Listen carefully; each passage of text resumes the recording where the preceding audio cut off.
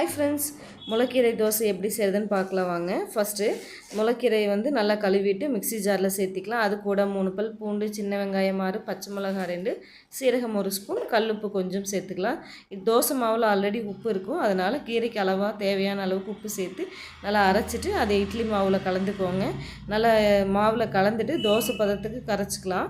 இந்த கீரை வந்து நம்ம நார்மலாக குழந்தைங்க கீரையெல்லாம் விரும்பாமல் சாப்பிடாமல் இருக்கிறவங்களுக்கு வந்து இந்த மாதிரி தோசையில் ஊற்றி கொடுத்தோம் அப்படின்னு ரொம்பவே விரும்பி சாப்பிடுவாங்க. க்ரீனிஷாக இருக்கிறதுனால அவங்களும் கலர்ஃபுல்லாக இருக்கேன்னு சொல்லிட்டு விரும்பி அப்படியே சாப்பிட்ருவாங்க.